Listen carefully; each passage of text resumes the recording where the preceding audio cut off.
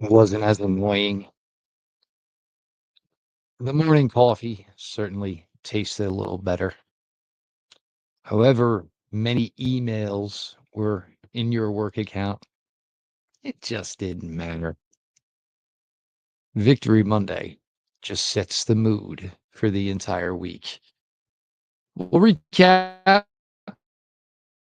certainly some things from yesterday in the Browns' thrilling come from behind 13-10 victory over the Green Bay Packers.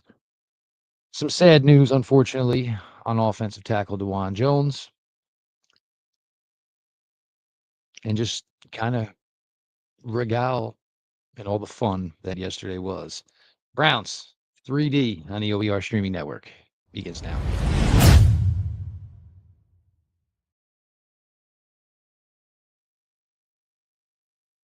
Welcome back, my friends, to the show that never ends, your daily delivery of all things Dog Pound Browns 3D on the OBR streaming network. I am your host, Jeff Lloyd. We appreciate all of you for all the support you give us here at the OBR, whether it's through the written content over at theobr.com. Been buzzing over there the last 24 hours, expectedly so.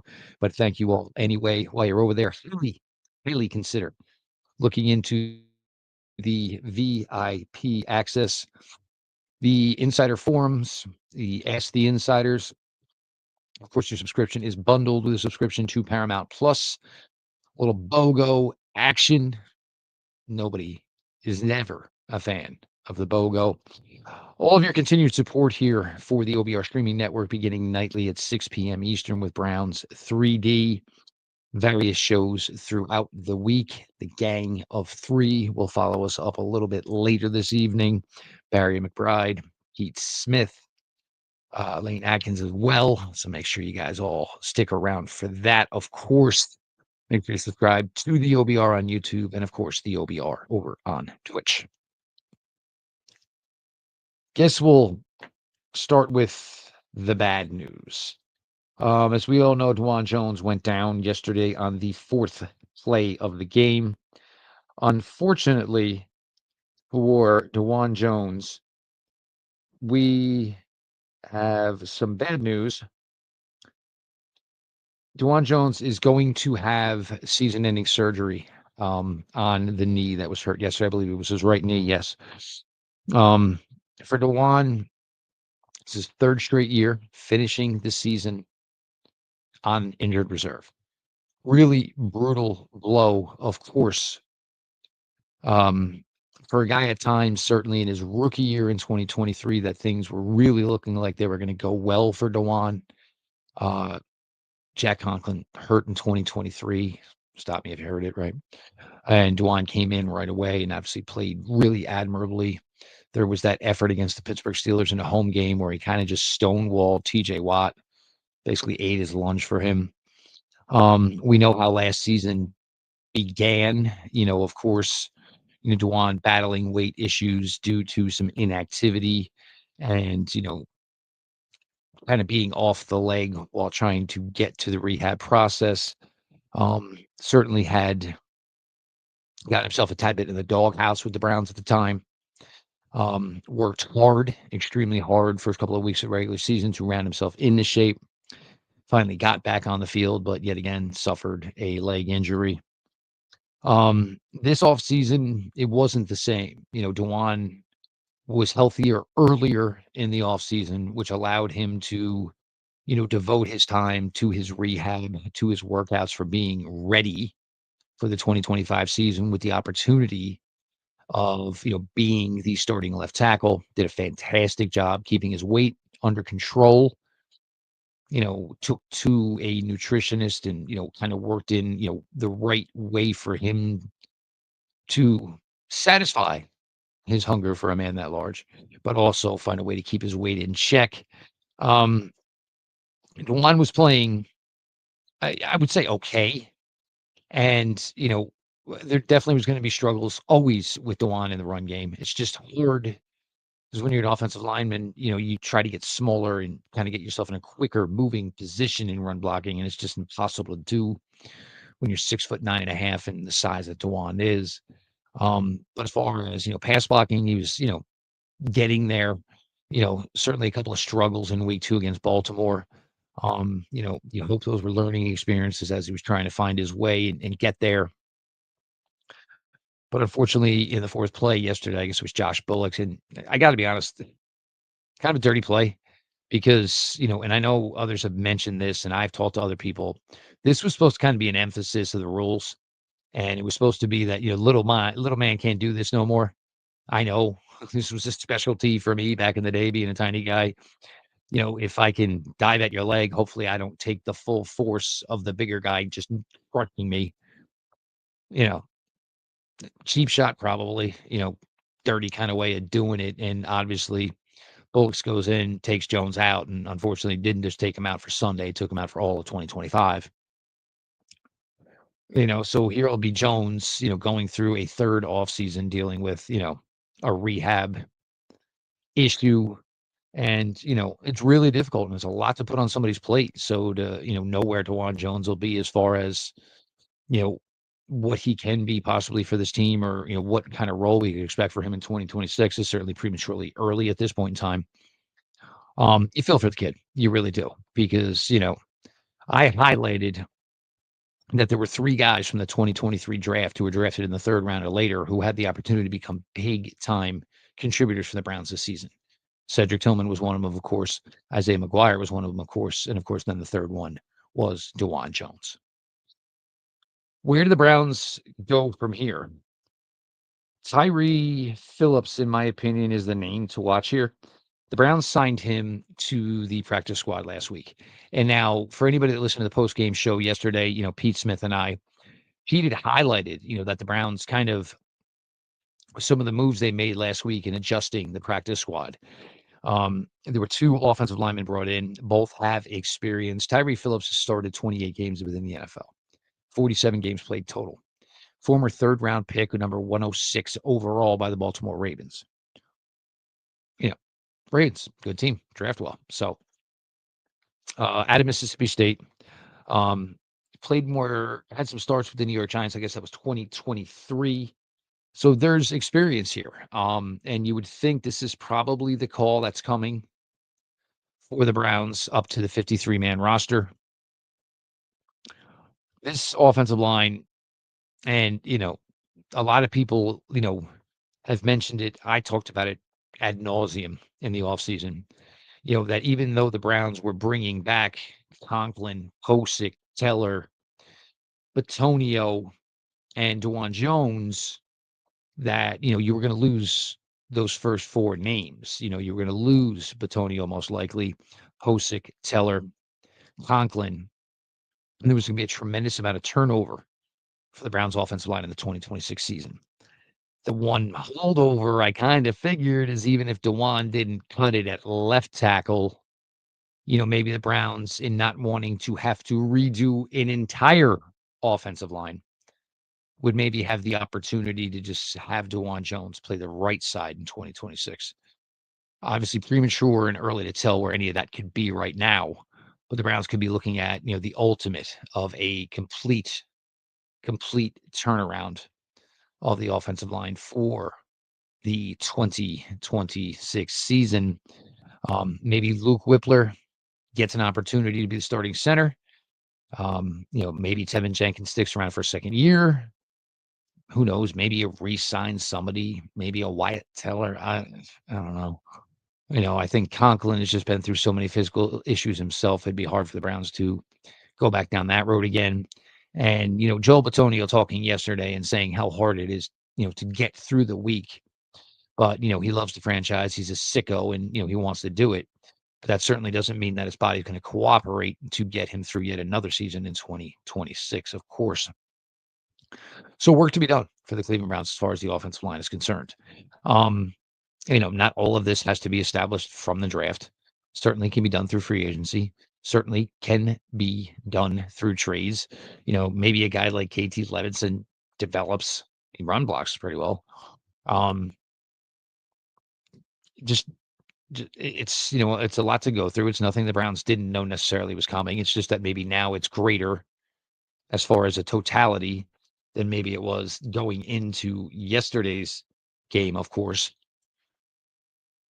It's, you got to roll with it. And, look, teams, they're not foolish.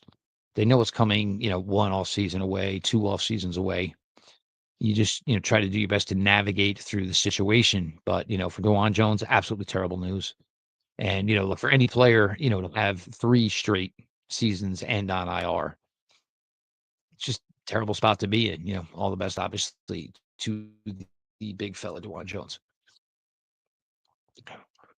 I think my number one glaring takeaway from yesterday, besides the fact that the Cleveland Browns won and the Cleveland Browns did not get on the board until there were under 4 minutes left in the fourth quarter. You know, Andrew Berry has definitely taken some heat over the years. I will always stand up and say that I think his draft work has been beat down by most more than it probably should be. Um, I mean, his first draft class, I don't think pretty much almost finished their career with the Cleveland Browns, except for, minor adjustments, of course. Other guys are still in the league from that original draft class. But to this point, this 2025 class looks like it's a foundational draft class. Mason Graham's play yesterday, whether it was pass rush ability, I know Jake Burns highlighted it, but there was a run play where basically he was crashing to his right. The play was run to the left, and Graham basically put a foot in ground, did a complete 180 change of direction, and still made the stop for about a 1.5 yard gain. That's before we even get to the pass rush ability and his, pressure rate like 40% or some ungodly obscene number. You get to the second round, of course, and Carson Schlesinger has to be contending for defensive player of the year. I mean, defensive rookie of the year right now. Just I told you those things can get fluky. You can get maybe one defensive back and ends up with like 6 or 7 picks, or maybe one edge stumbles into and flirts with 9 or 10 sacks. And then, the overall work of a middle linebacker might be not appreciated as much. But, Carson Schlesinger right now is just an absolute phenom for this team, leader of this defense. You see the right amount of hittiness and intelligence and athleticism. You saw it on the sack yesterday, the one that counted, of course, where, Jordan Love just kind of didn't do anything with the ball. And in a situation like that, sometimes, the angel on one shoulder, the devil on the other, the devil gets the better of you, and you just basically throw a kill shot on a quarterback. And the next thing you know, it's a 15-yard penalty. Schlesinger did not do that. Kept it clean. Still got in a pretty ferocious lick on a quarterback that should have never, ever taken it. You get to Quinshon Judkins. That's phenomenal at this point. Has more rushing yards than Ashton Genty, who was drafted in the first round on 19 less carries. He was basically the breath of life in the only Browns in the touchdown and the second touchdown drive, week 2 against the Baltimore Ravens with a 30-something yard run.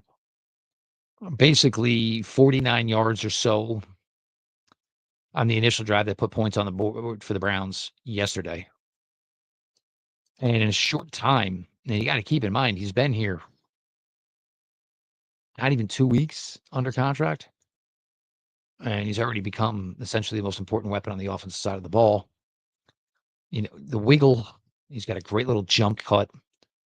He's got a really good outside plant and get north. It's something,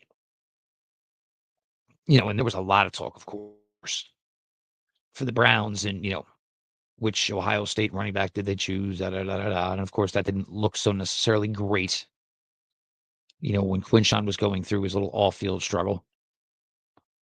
But now here he is and just, balling out, performing well. Over, I think, 94 yards yesterday. First career touchdown yesterday. First of many, many to come.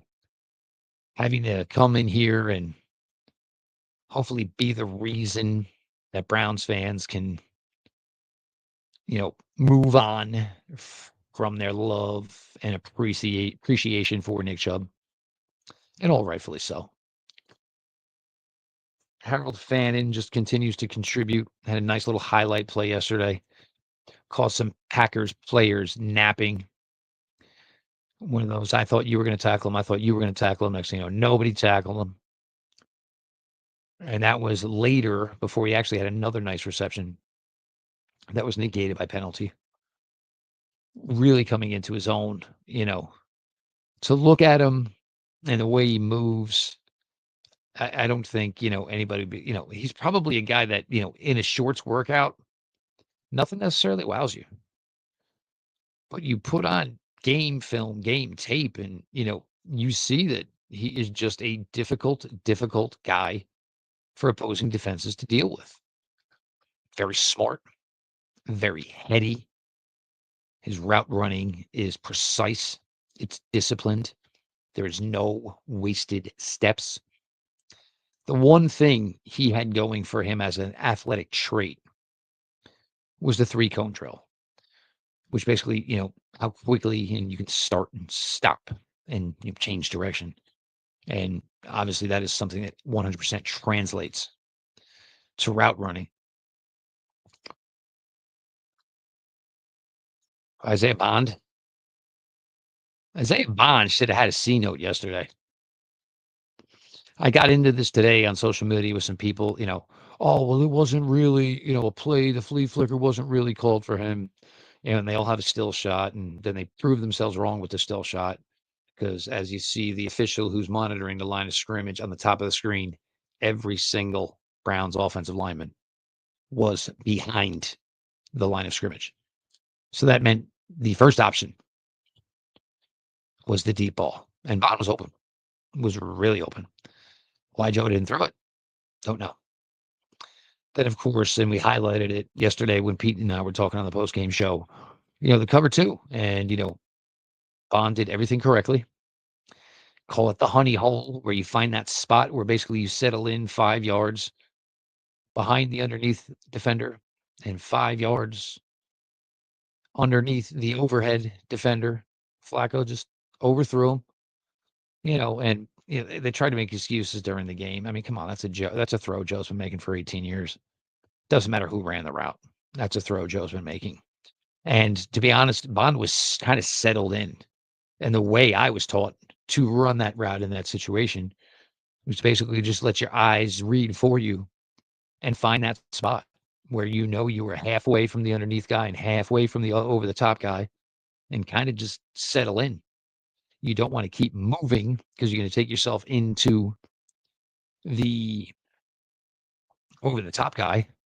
And the reason you're going to settle in is because usually there is some sort of thing threatening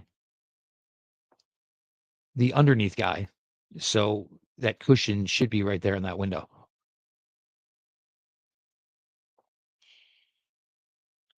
This class just has all the potential in the world. I mean, and, to have it mentioned Dylan Sampson, of course, who strangely did not get much run yesterday. And then, of course, Dylan Gabriel, Shador Sanders. This is what you think about, and I don't want to sit here and toot my own horn. And, I know so many of you were absolutely enamored with the abilities of Travis Hunter. And I'm not going to argue or disagree with any of you on that.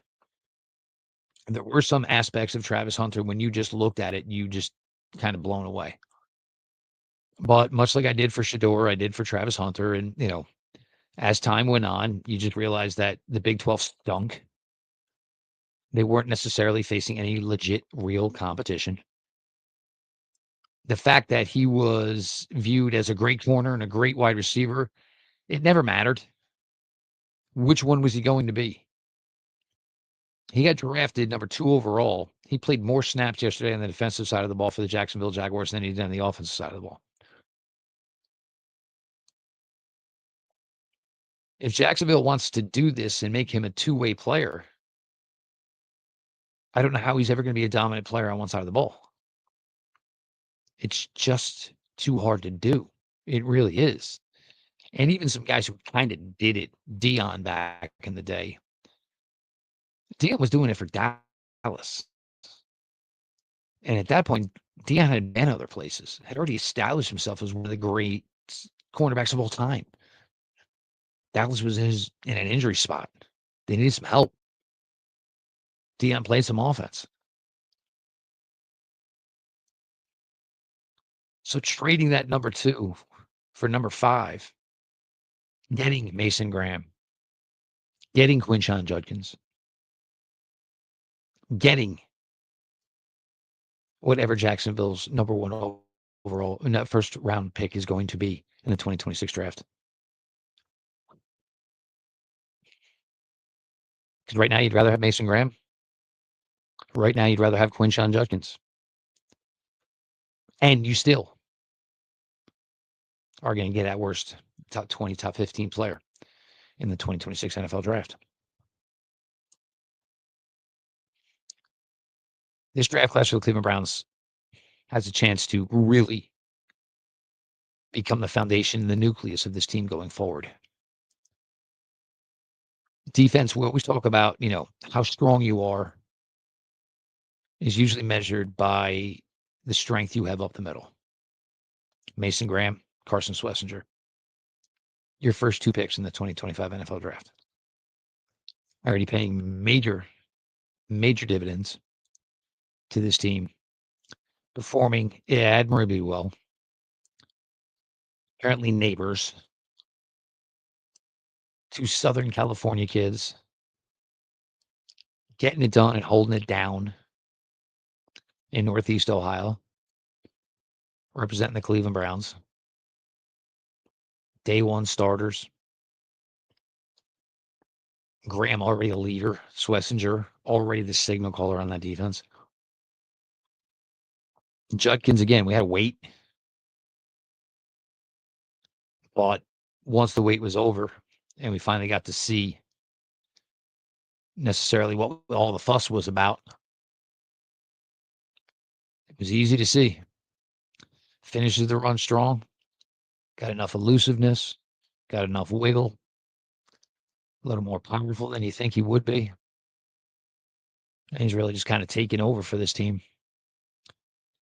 So much so that, there really wasn't carries to be had for anyone else yesterday.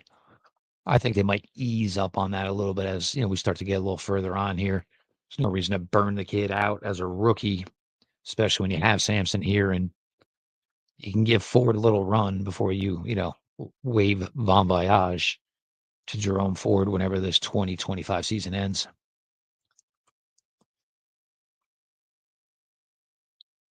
The quarterbacks, it's going to be a little bit longer now. And, look, do I think you can play Dylan Gabriel and maybe get the same type of play you're getting out of Joe Flacco right now? I absolutely do. And, to Pete's point yesterday and many others' points, you need Joe out there kind of to just make sure everybody's in line, no pre-snap penalties. And I don't disagree with that. I don't. But, man, we're talking about a lot of meat left on the bone right now. And if that's the way it was going to be, I'd rather it be with the rookie quarterback. And when we say rookie, I think sometimes that kind of sells Dylan Gabriel in a wrong light, in my opinion. Dylan was in college forever, played a bazillion collegiate games. The knock on Dylan Gabriel wasn't necessarily his ability. It was more of, were certain things being left-handed, don't laugh. It is something teams think about because there is only one starting left-handed quarterback in the NFL. And were his physical limitations going to hold him back? And people, Joe Flacco right now has physical limitations. They might not be size, but they might be athletic related. So my point is if you believe Dylan Gabriel can go out there and give you equal play to what Joe Flacco is giving you right now, it's foolish that Dylan Gabriel isn't playing. The odds are good. The rookie plays, he improves. The odds are not good. Joe Flacco plays and improves overall at 40 years old.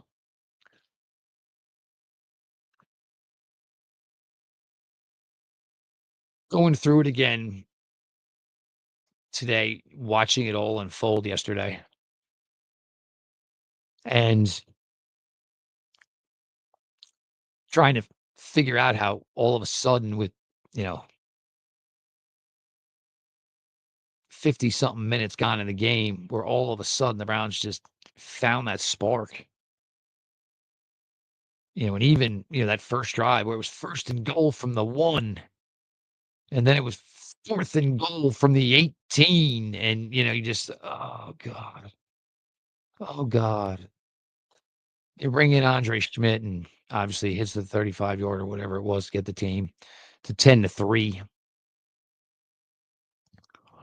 Then Grant Delpit with the ultimate deke as Green Bay was kind of running a triple slant from the left in. Delpit was supposed to have, I believe, Croft. And instead of running with Croft, he kind of passed Croft off to the linebacker to his left and then basically jumped the slant route to the second guy. I don't know what Grant was thinking right away because in real time, Grant was on the ground for a little bit until all of a sudden when his teammates kind of basically dragged him up the ground and was like, dude, this ain't college, run. So Grant obviously got down the sideline, certainly, and was able to put the Browns in decent position, of course, and the Browns were able to get the ball down to the 1-yard line. The goal line package, you just have to love. And oh my God, Aiden Huntington. I am so sorry to not bring up that name. But, to have the goal line package consist of rookie Harold Fannin Jr., Aiden Huntington, and of course, Quinshon Judkins. Judd punches it in. Place goes absolutely bananas. Then the Packers, get the drive going. And the Packers just like stop, like, all right, we're just going to take the field goal, whatever. I mean, you have Jordan Love, who I think is probably better than I think most do. I mean, I would give Jordan Love a shot. Where were you? Probably at one point you were probably what, inside the 25. He's Jordan Love. Let the kid go through a dagger touchdown. It's not that crazy to believe Jordan Love could do it. They just played so passively for the field goal attempt. And who knows whose story is true right now? Did Denzel Ward get a piece before Shelby Harris did? Was it a double block? But man, when Denzel came around that corner, I swore to God, it made me feel like 2018 when closing out that first half at home against Pittsburgh Steelers, that game that ended in a tie, if y'all remember. And that's how that first half of that first game ended. Denzel Ward blocked a field goal, first game of his career, right before halftime in 2018.